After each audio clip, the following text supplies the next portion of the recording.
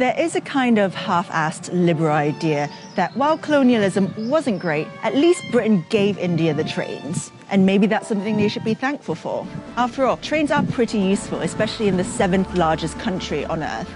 So, colonialism, maybe not all that bad? Unfortunately, Britain also stole $45 trillion from India, all the while exploiting religious divisions between the Hindu and Muslim communities and further turning them against each other. And those beloved railways, they became the sites of mass slaughter while Britain sat back and watched. Empires of Dirt, a show about Europeans getting rich at the expense of everyone else.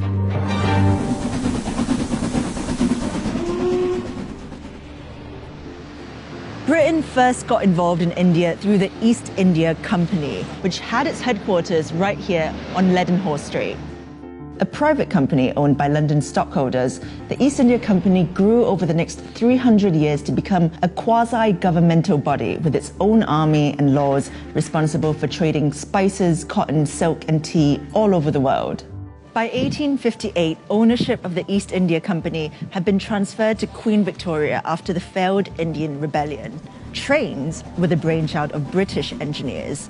The East India Company would use railways to transport exploited resources like cotton and coal more efficiently around India. And it worked. Between 1853 and 1924, a railway network was created to help Britain extract from India relentlessly. And it's not like we gave India the railways either, by the way. We made India pay for them, and we ripped them off in the process. Despite Indian mechanics having their own efficient, cheap designs, Britain made India buy trains from them.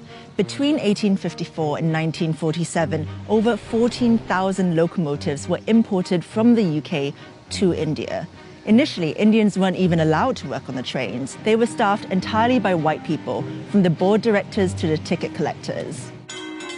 The railways made little profit, but British shareholders who invested in its construction made vast returns, guaranteed at the expense of Indian taxpayers who had to pay for it. India's railways were basically like someone burgling your house, building a ramp to wheel all your stuff out, sending you a bill for that ramp, and expecting a round of applause at the end of it.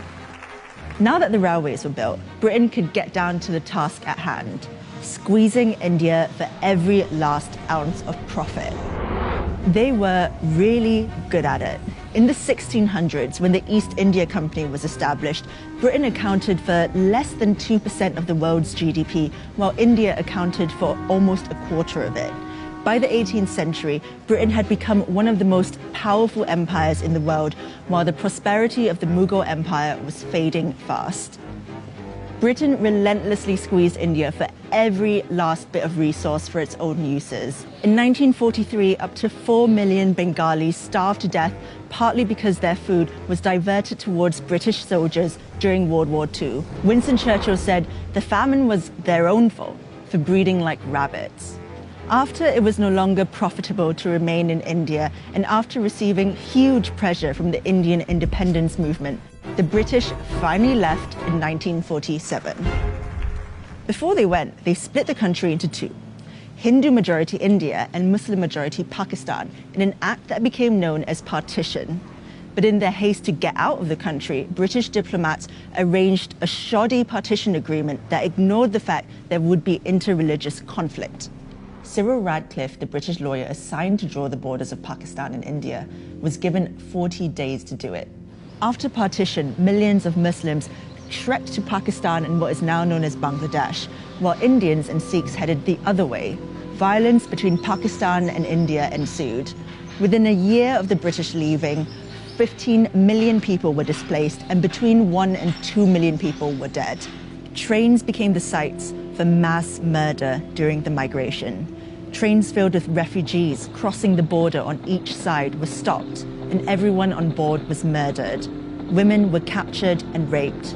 Carriages were set on fire with petrol, with people still inside. The only ones spared were the drivers, so they could transport their trains full of dead bodies to the final destination. The British knew about the train massacres, but they'd already washed their hands clean of India. Prime Minister Clement Attlee, writing to Lord Mountbatten, the last Viceroy of India in 1947, said, "Keep India united if you can. If not, save something from the wreck. In any case, get Britain out." Despite all this, the 4 million starved to death, the careless partition, the $45 trillion they stole from the Indian people, many don't think that the British did anything wrong in India. A YouGov poll in 2014 found that 59% of respondents thought the British Empire was something to be proud of, and only 19% were ashamed of its misdeeds. Trains, cricket, empire. What could possibly be wrong with that?